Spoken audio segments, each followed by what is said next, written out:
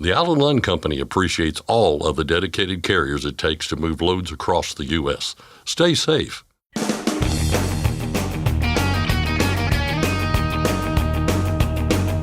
OOIDA, representing America's truckers since 1973, presents Landline Now with your host, Mark Redding. A bill in California would mandate that any large autonomous truck have a safety driver, meaning no completely driverless trucks. I'll talk with the author of the bill about what it would do and why she introduced it. A truck driver is on the road to recovery after a Florida pastor jumped into action following a crash. We speak with the pastor, who says he relied on his former career as a police officer to know what to do. And finally, later this week, the U.S. House will discuss an annual transportation spending bill. I'll cover what trucking policies may come up in that discussion with Colin Long of OOIDA's Washington, D.C. office. But first, the news with Scott Thompson. Thanks, Mark. Our top story today. The U.S. Supreme Court is expected to announce a decision this week that could weaken the power federal agencies have to interpret statutes, and it could have big implications for the trucking industry. We're talking about the Chevron doctrine established in a 1984 Supreme Court decision that gives federal agencies the power to interpret ambiguous statutes when they are challenged, taking the issue out of the hands of federal judges. Chevron doctrine opponents, which include business interest groups, argue that it puts too much power in the hands of agencies that are politically motivated. Supporters contend that federal agencies, not some random judge, are the experts on issues addressed in regulations. Paul Torlina, advocacy counsel for the Owner-Operator Independent Drivers Association, says it's a big decision that could have big implications for the trucking industry. The court's going to decide whether this 30 years of precedence should be intact after this, or should they abolish it or adjust it? And that's kind of the difficulty of predicting what's going to happen here is, you know, the Chevron doctrine has been there for so long that it's almost become a way of life for federal regulatory agencies. And, you know, we see this also with the EPA. They take action across the country, whether they think Congress authorized them to or not, and then they wait to be challenged. So that's really an example. Now you apply that to the trucking industry. FMCSA makes regulations touching safety and hours of service and other things that happen on a daily basis. If Chevron is overturned, what does FMCSA have the power to do now? Well, we don't really know that because we have to go back to the statutes relating to the materials that FMCSA covers. For example, safety or hours of service or equipment requirements, or on the horizon, maybe speed limiters, things that are out there that FMCSA thinks it has the power right now to regulate and interpret the statutes. That could all go up in smoke here in a very short amount of time if the Chevron doctrine is abolished or somehow adjusted or walked back. A possible first domino to fall should the Supreme Court dismantle the Chevron doctrine, the EPA's emission standards, but even then a resolution could be years down the road. I think that's the forefront of the battleground right now is EPA emission rules, especially with what they're trying to do in California with automated vehicles and emission reductions and things like that. Electric vehicles are certainly at the front of the landscape there, and I think what we're going to see is the biggest problem. What we're going to see is people are going to have to wait years to get an answer here. If Chevron's overturned and it goes to a judge, that lawsuit has to work its way all the way through the system.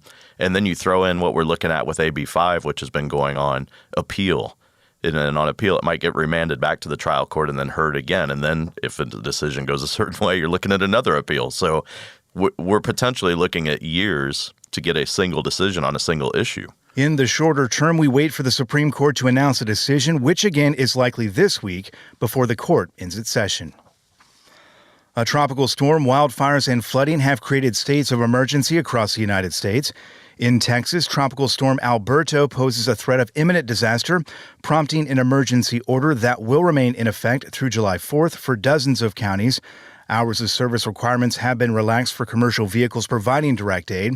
Similar waivers are in effect in New Mexico, where the South Fork and Salt fires in the south central part of the state are raging. Meanwhile, the South Dakota Department of Transportation announced the closing of a stretch of Interstate 29 due to the expected crest of the Big Sioux River. As always, plan ahead before you head out. For up-to-the-minute information about closures and other conditions in all 50 states, head to landline.media, click on the Resources tab, and scroll down to Road Conditions for truckers. An emergency declaration resulting from the March 26 collapse of the Francis Scott Key Bridge has been extended a third time. The Federal Motor Carrier Safety Administration announcing last week that the emergency declaration will now remain in effect through at least July 6th. The declaration applies to carriers providing direct assistance that supports emergency relief efforts in the wake of the bridge collapse and partial closure of the Port of Baltimore. Transportation Secretary Pete Buttigieg will testify in front of the House Transportation and Infrastructure Committee this week. The hearing will give lawmakers a chance to ask the Secretary about how the DOT has implemented the 2021 Infrastructure Investment and Jobs Act. The department's $109 billion budget request will also be in the spotlight, a request that includes more than $964 million for the Federal Motor Carrier Safety Administration. The hearing is scheduled for Thursday morning. Expect coverage later this week on Landline Now and at landline.media. The Iowa truck driver found dead in a field earlier this year died of acute methamphetamine intoxication and hypothermia. That's according to the state medical examiner who performed an autopsy on David Schultz. You may remember that Schultz went missing late last year, setting off a search. His body was found months later in April in a field not far from where his truck and trailer were left abandoned. Schultz's death certificate, obtained by the Sioux City Journal, lists the cause of death as accidental. A memorial dedicated to the 53 migrants who died in the back of a tractor-trailer in Texas 2 years ago will be completed soon. The permanent memorial will feature a plaque with the names and countries of origin of the 53 people who died, along with 53 slabs of limestone that will correspond to the age of each victim. The youngest victim was 13 years old, meaning a boulder that's 13 inches long. Officials with Homeland Security have called the case the deadliest human smuggling incident ever on U.S. soil. The 53 people who died were left inside an abandoned trailer outside of San Antonio with no working AC or water, as temperatures outside were nearing the triple digits. A man who previously pleaded guilty to a diesel theft scheme has been sentenced to 50 years in prison. Dunieski Gonzalez admitted to helping steal more than 9,000 gallons of diesel from fueling stations in 9 different Texas counties back in 2022. He used fraudulent credit cards and a device that tampers with fuel pumps. 2 co-defendants are still awaiting trial. Officials in Iowa have approved a 5-year plan that includes added money for truck parking. The Iowa Transportation Commission has $4.5 billion in state and federal funds to dole out between 2025 and 2029. The lion's share will go toward upkeep and improvements to roads, bridges, and highways throughout the state. Stuart Anderson, director of the Iowa DOT's Transportation Development Division, told Landline that one of the objectives is to invest in truck parking at interstate rest areas. In total, the program will add 51 truck parking spots at rest areas along the interstate system over the next 5 years. And finally, you've got just a little more time to comment on a pair of exemption requests that could allow thousands of student drivers to operate a commercial motor vehicle without a CDL holder in the passenger seat.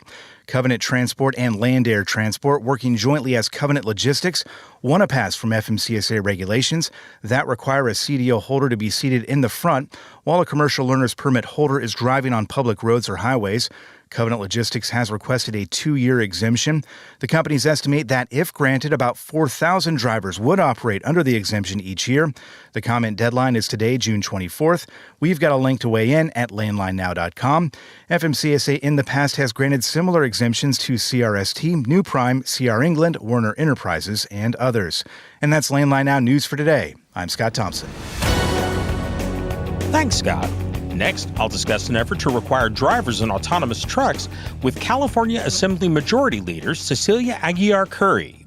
Ashley Blackford speaks with a Florida pastor who stepped up to help a trucker after a crash, and we'll hear about what trucking issues might come up in a spending bill from Colin Long of OOIDA's Washington, D.C. office. I'm Mark Reddick, and this is Landline Now. Thanks for listening. Be sure to like and subscribe. If you want more content, go to landline.media to get updated news, information, and archived editions of our show. Once again, that's landline.media. Every year, 28 million people are trafficked globally. The Your Roads, Their Freedom campaign seeks to raise awareness in the transport industry. Truck and bus drivers, be vigilant on the roads. If you see something suspicious, text 233-733 or be free. Are you tired of the IRS following you around like a dark cloud? Call 888-557-4020 and get your life back. Firestone tires are for more of everything, with more durability for more miles and more confidence in your fleet. Firestone's tested tires help fleets save with value where it matters most. Learn more at bridgestonenationalfleet.com/4moremiles. It's tested and proven. Burn 2.1% less fuel when you balance all wheel ends with Centromatic. Call 800-523-8473 to get the OOIDA discount. If at first you don't succeed, try again. It's an old expression about persistence and one that's playing out right now in the state of California. You're listening to Landline Now, and I'm your host, Mark Reddick. Welcome back to the program. In this case, the effort centers on a bill titled AB 2286, one that would mandate that any autonomous truck over 10,000 pounds have inside it a safety driver, meaning no completely driverless trucks. The bill was introduced by the majority leader of the California State Assembly, Cecilia Aguilar Curry. She's worked on the issue for some time and has made previous attempts to get similar bills passed, but the governor's veto of last year's effort has not dissuaded her from pursuing what she sees as a basic safety issue. I spoke with the majority leader recently to discuss her efforts and the state of autonomous trucking in California. You introduced the bill AB 2286 into this session of the legislature. Not the first time you've written a bill on this topic. I'm wondering if we can start kind of broadly with what the bill would do if passed. Well, the bill to me is quite simple. It's full testing and full deployment of an autonomous vehicle over 10,000 pounds. So it can be permitted by the Department of Motor Vehicles to operate on public roads in California. So we just want to have the analysis of safety data and recommendations to the legislature by the executive branch. So to make sure it's accompanied by a qualified human safety operator. And that's pretty much what it is. Okay. Why did you choose to introduce it? I mean, what did you think? Obviously, there is the desire to have a safety driver in there, but why did you feel that there was legislation needed? Well, because we have seen recently with the more autonomous cars that there's been some safety issues. And I represent a district laying between the state capital and the Bay Area that includes major interstates, I-5, I-80, and then there's a lot of major shipping and tourism, and it's a commuter route.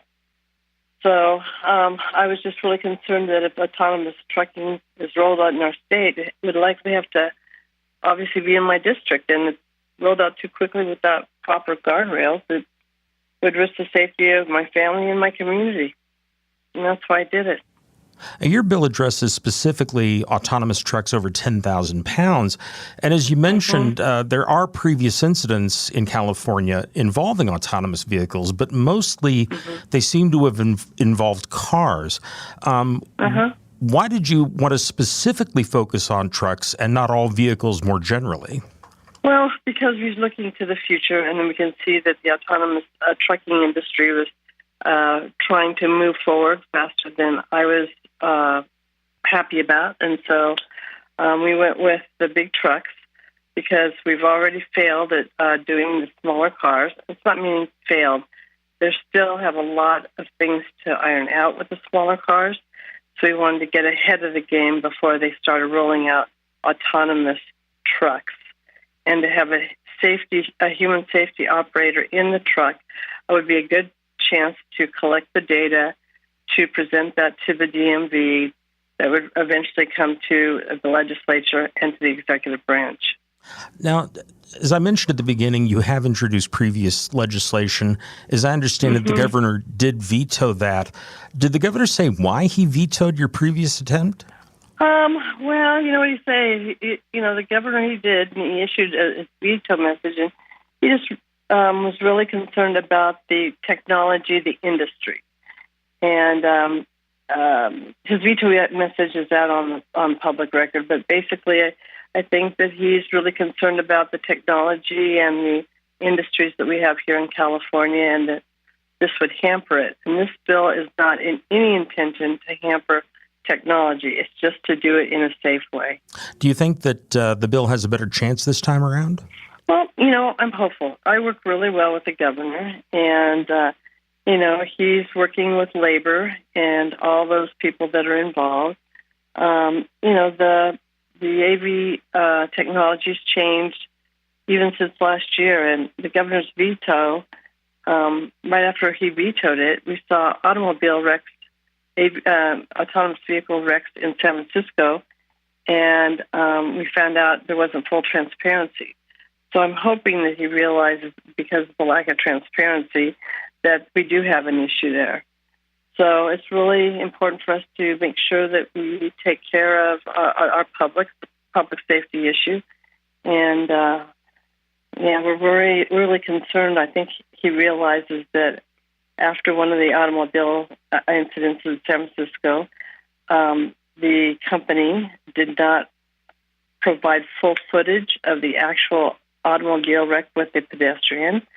And so I think it's opened his eyes that we have to take a step back. But again, he's working with us, and we'll see where it lands. That's all I can ask for. Why do you think some of the firms that are involved in developing this technology, especially for trucks, are eager to test without a safety driver? Have you contacted them? Have you gotten kind of a feel for their reasoning? Well, let's face it, there's money involved here. And, without a monitor in the cab, it helps increase profits at the risk of public safety. We have livelihoods of trained expert truckies. So in committee, the opposition has testified about their needs to cut costs. Well, those costs are the livelihoods of real people in the trucking industry. So, and the price the Californians will pay for tech companies' next mistakes is our families and our friends and our communities. So, I think they're forgetting is that one of the companies with an automobile that hit this person has backed down on doing autonomous cars right now.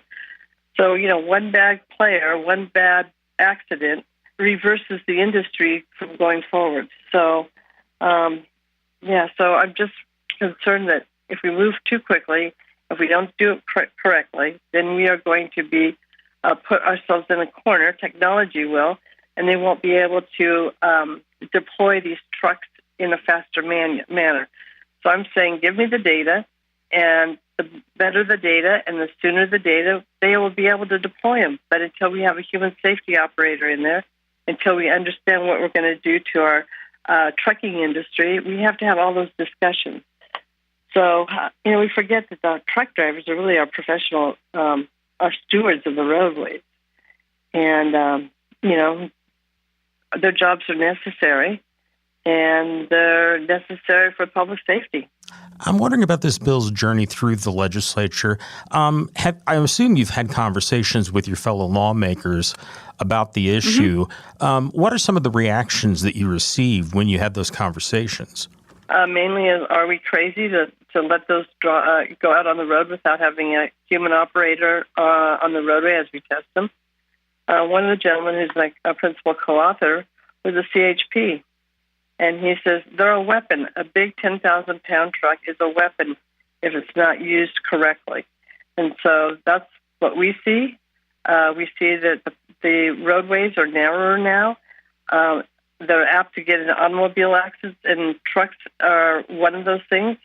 We're talking about a cab a lot of the times on these trucks. Are we talking about the trailers behind them? So there's still work to be done. And like I said, it's not to hinder by any means technology. It's to make sure we do it right, and it's also important to make sure that our workforce has jobs as we move this kind of technology forward. I know that other states have looked at this as well, both in promoting driverless technology and also in trying to put up safeguards. What role did efforts in other states play in your developing your legislation? Well, my approach was just about California. So I have not talked to other lawmakers in other states specifically on this issue. Let's face it, we have a really unique state, right? We've got different landscapes. Even within my own district, I've got, foothills. I've got sprawling highways that are up on these windy roads. So every area has different issues and different infrastructure and different needs. So they will tell me, well, we're testing these in Texas. Well, great. I'm glad you're testing them in Texas and continue to collect the data, but I want you to give me the data going down Highway 50 or 80 on an icy night, and you tell me how this is all going to work out. And so it kind of gets pretty quiet when I bring up those things. But, we have a very diverse state, and we have the landscapes just change from mile to mile. What stage of the legislative process is your bill at right now? It's over in the Senate Transportation, and I think it's going to be heard June 25th, and then as it goes out of there, it'll go over to appropriations. And that's what I call it. It could die, but I doubt it. What do you think the prospects are for this becoming law this time around? Do you think that you are likely to get it to the governor's desk and he's likely to sign it? Well, this is a time of year where there's a lot of moving parts. So you really never know what your prospects are. I'm hopeful that we will continue to be able to work with the governor's office to find a solution on this. I think we can get there. But again, we have a lot of moving pieces here in the state of California. So who knows what could happen in the next couple of months. The fall is when we'll really do our time for planning on our next moves if we have to go at this again. But I'm not going to give up. I'm not someone that gives up on safety. When you get into public service, the first thing someone might ask you is like, well, what's your job? And the job here as a legislature is truly safety.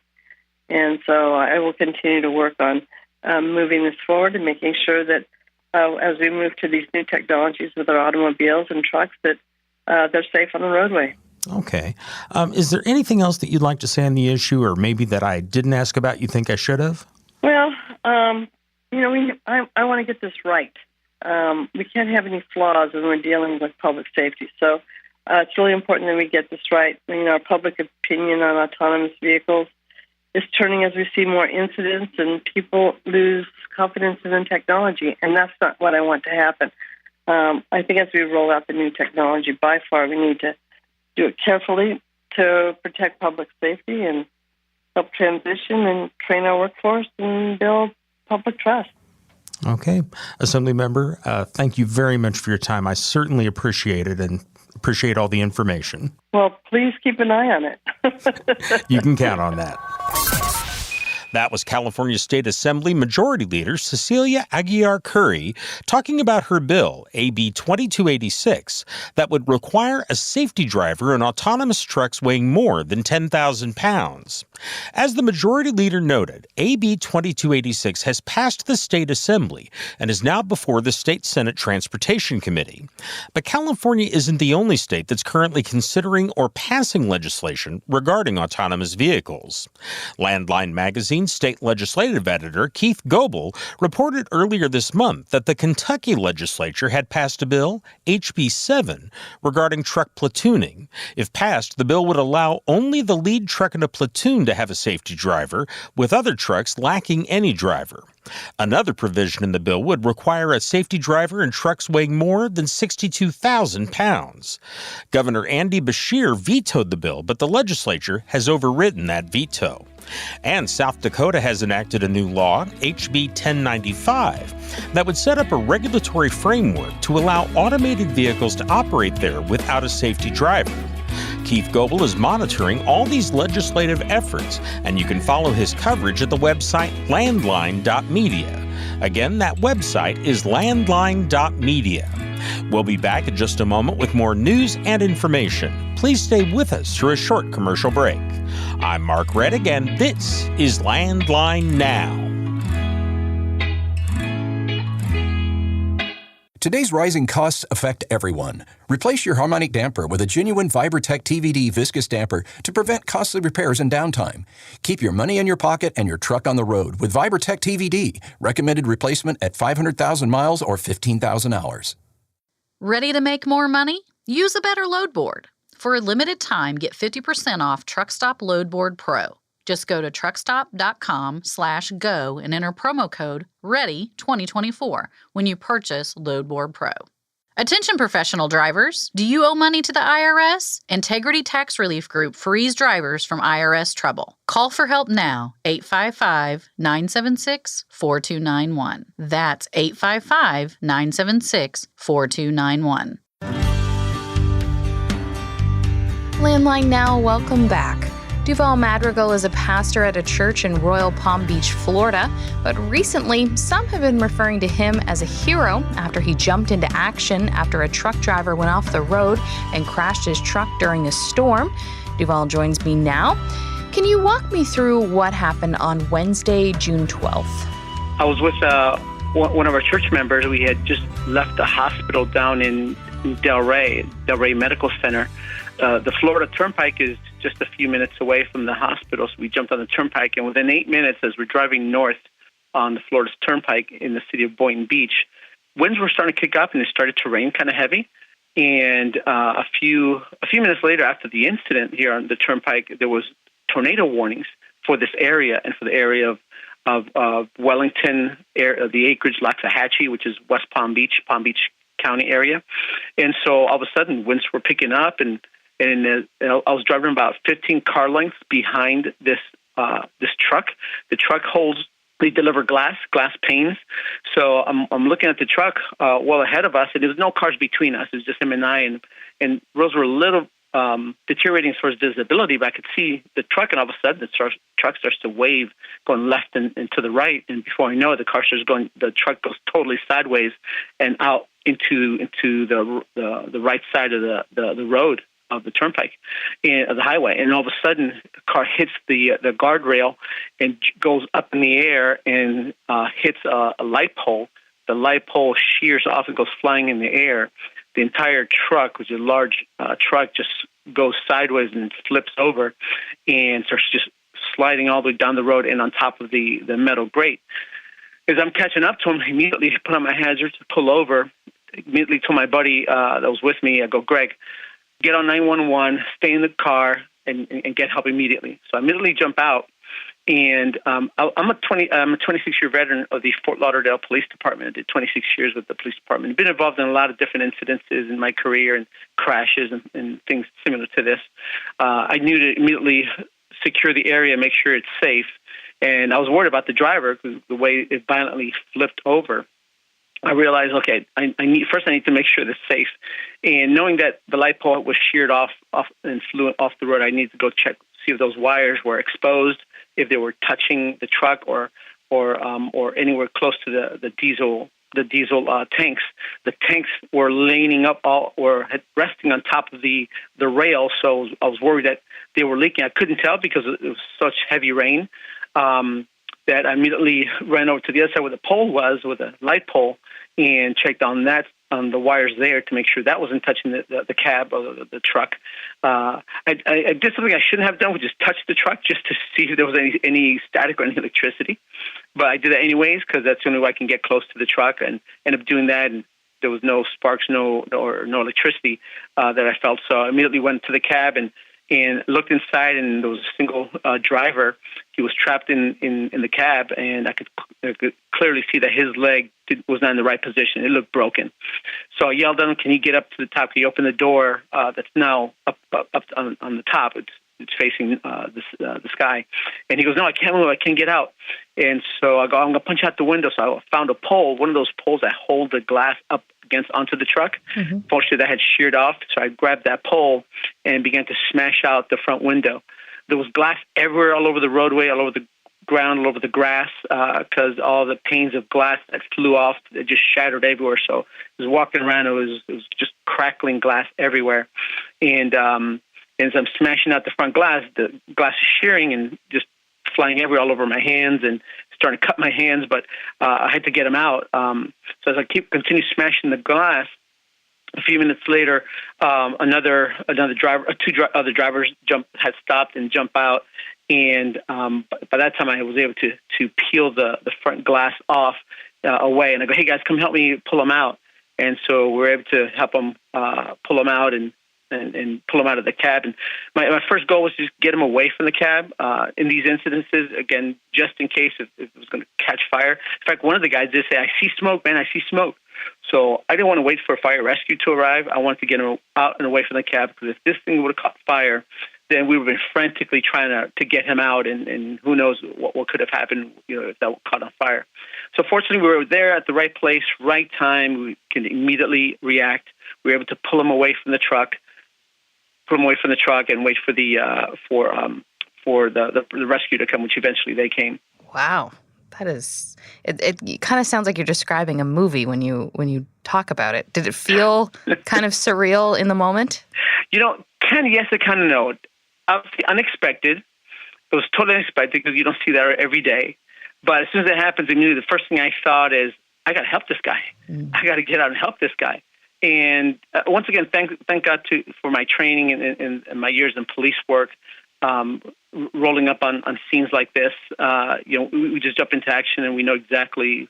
Praise God, we know exactly what to do. And so, yeah, what is probably surreal for some people, for me, it eventually kicked in. Like, okay, I can't believe this just happened, but hey, it just happened, and time to go into action mode. Mm-hmm. In fact, that's why. I even told my buddy. I said, hey, I grabbed him by the shoulder. As soon as I pulled out, I grabbed him by the shoulder. He was popping open his door. I go, stay right here. Go call 911. Stay here, and make sure he stayed. And later on, he said, I'm glad you did that, because when I saw that happen, he goes, I didn't know what to do. I was just going to get out and follow you. But I didn't know what to do. I was so scared and freaked out over it.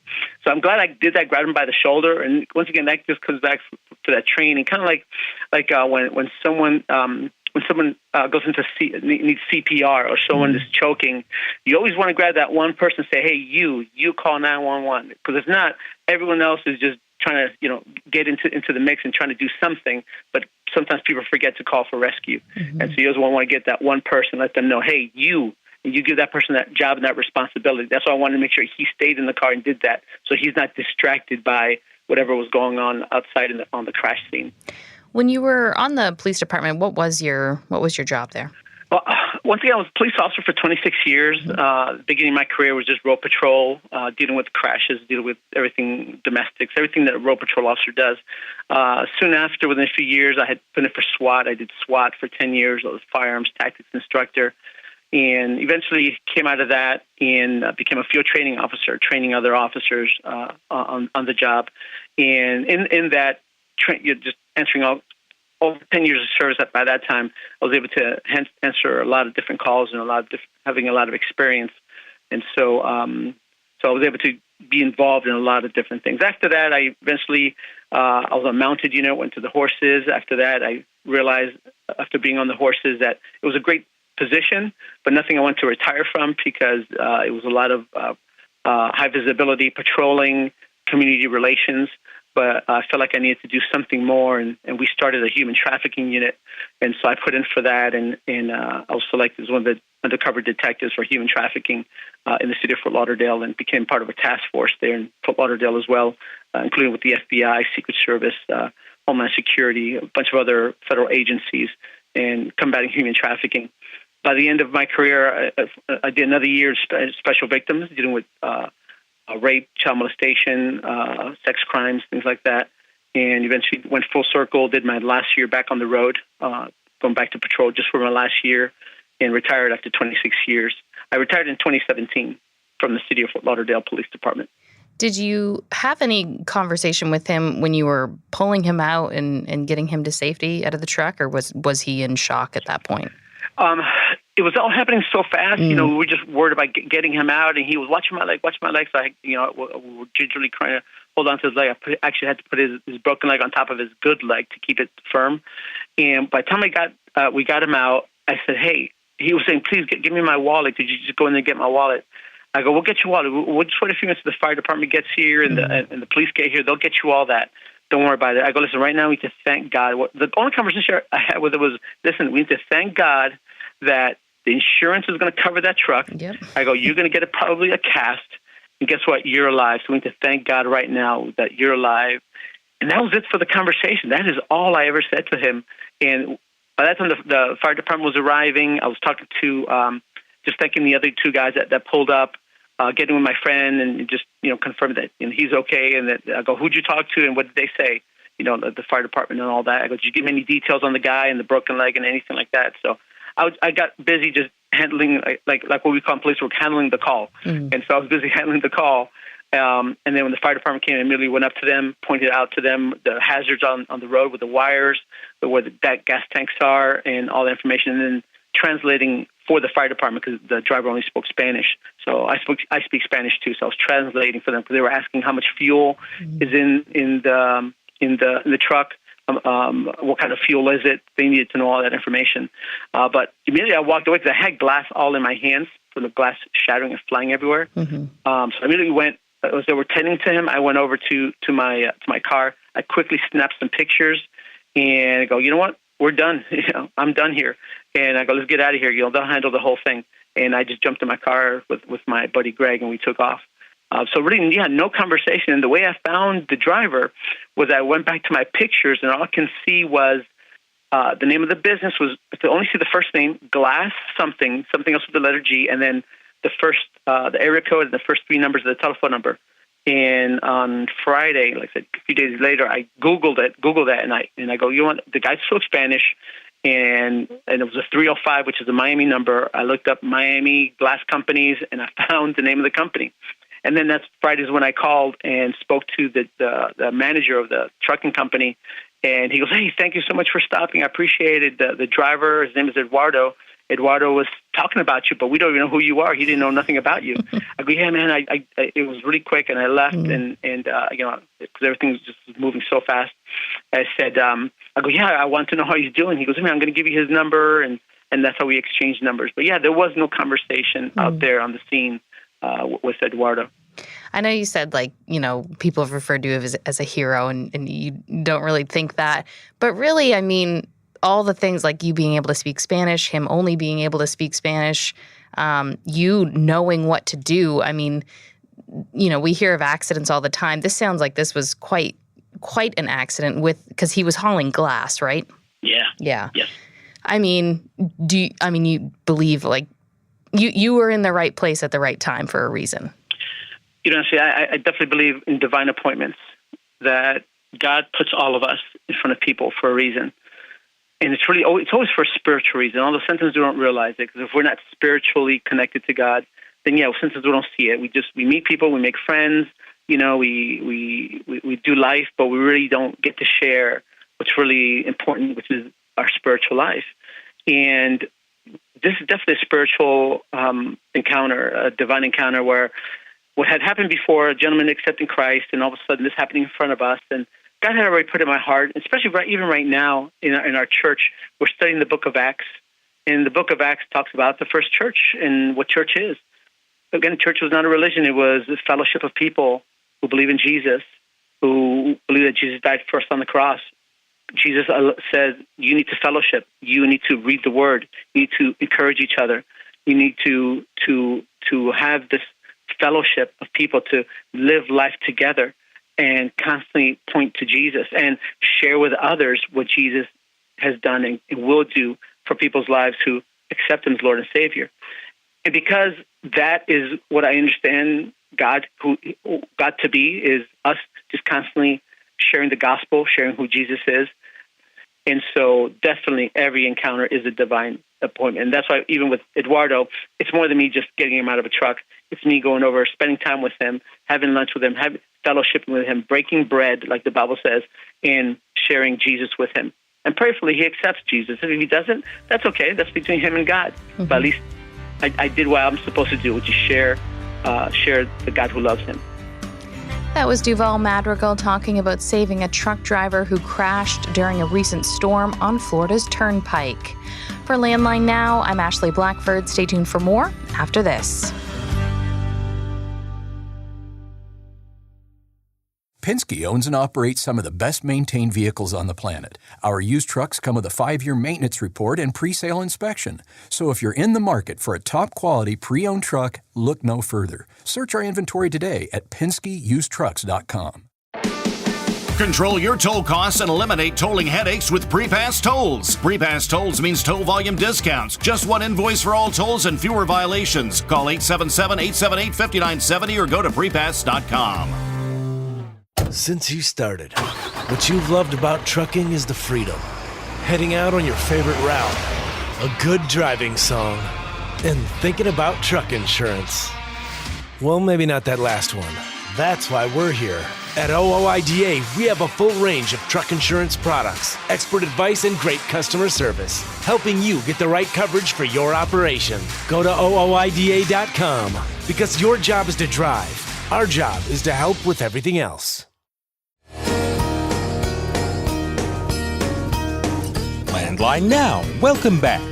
Later this week, the U.S. Secretary of Transportation will be at the House Transportation Committee, which will be asking questions about a whole range of transportation topics. Here to discuss what trucking topics might come up, plus an upcoming spending bill and which trucking issues might be addressed in it, is Colin Long of OOIDA's Washington, D.C. office. Colin, how are you doing? I'm doing great. Thanks for having me. I feel like it's been a while. It's good to be back. Well, we're glad to have you here. And of course, this is kind of a thing that they do semi-regularly. What is the topic of the hearing specifically? So the department always has a budget request for the fiscal year, and they are coming in, usually secretaries of the departments and administrators of the agencies who have these budget requests typically come before the Committee of Jurisdiction in the House to talk about what they see as their, I guess you could say, financial needs for the next fiscal year. And that's what's happening. You're right. These happen basically every year, but they are often used as an opportunity for members of the committee to not only get a better sense of how the department plans to spend its money and on what priorities, but they can also use it to talk about some outstanding issues. And in the case of OOIDA and this hearing, we certainly want to learn more about the department's plans on things like speed limiters and truck parking and whatnot. So hopefully we can get some of those questions asked. But the challenge is always that a lot of these members of Congress already have some issues they want to cover in these. So hopefully we're capable of getting a few questions planted and getting a little bit more clarity about some of the outstanding rulemakings that we care about. But also, I think we all look forward to hearing from the Secretary about what the department's plans are for the next fiscal year. These are typically bills that are about spending, but it seems like in recent years, a lot of policy issues have crept into these spending bills. Yep. Why is that? Because Congress isn't necessarily capable of passing legislation like they used to be. It gets very much bogged down in policy, these spending and funding proposals, simply because you don't see bills moving through Congress like they used to. It's a lot more difficult, especially nowadays. And a good example is our truck parking bill. Because it authorizes the use of federal funding, there are rules in place in the House where we have to offset that funding with cuts to other programs within the Department of Transportation.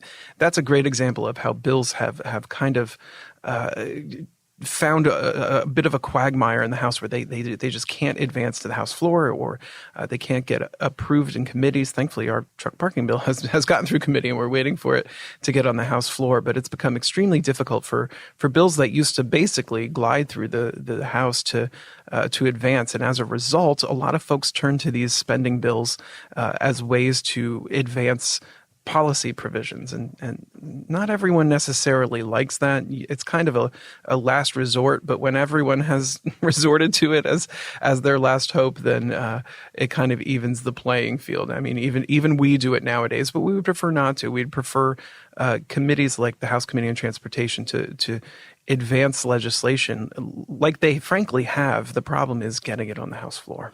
You said earlier that one of the issues you're watching for here is speed limiters. And of course, that's a very hot topic among people who listen to the program. And I'm kind of curious, what exactly regarding speed limiters are you hoping to see in this bill? Well, in the transportation spending bill, we're hoping to see that there is a provision that was in last year's House transportation spending bill that basically says, not so fast, FMCSA, you're not going to receive federal funding to continue to develop the regulation in the manner that you're currently doing it, which is basically, it's a prohibition on funding. It prevents them from moving forward because the Congress is saying, we provide you the money, so we get to call the shots on how you use it, and we're telling you not to spend any of the money that we're giving you on this rulemaking, which is a great way to kind of stop the agency in its tracks. I mentioned that it was included in last fiscal year's bill, but ultimately didn't get into any sort of final package because, frankly, there was nothing in the Senate. The Senate is controlled by Democrats. They weren't necessarily eager to stop this rulemaking. So while we had a great provision included in the House bill, when it came to negotiating a final package that would provide the department its annual funding, we weren't able to get it included. But you got to keep the pressure on the department and the agency, and seeing that the House continues to try to prevent that rulemaking from moving forward by withholding funding is certainly a step in the right direction. And we've doubled our efforts in the Senate to try and get them to do the same. But with a Democratic majority over there, it's just not likely to happen. They want to allow the Biden administration and Secretary Pete to continue moving forward with things that they believe are safety priorities. And unfortunately, they got it wrong on speed limiters, and they think that is going to promote highway safety. But we continue to tell folks on Capitol Hill, hey, this is going to take things in the wrong direction as far as safety is concerned. So the federal government should not be providing funding to advance a rulemaking that we know is going to have a detrimental effect on the safety of our members and the driving public. There is also another trucking-related issue that you're hoping does not come up. Can you explain what that is? Yeah, every year we have to fight to make sure that some of the policies that get included in these funding bills doesn't include increases to truck size and weight. And unfortunately, there are folks within our industry and within the broader American economy who want to see pretty dramatic increases to truck size and weight.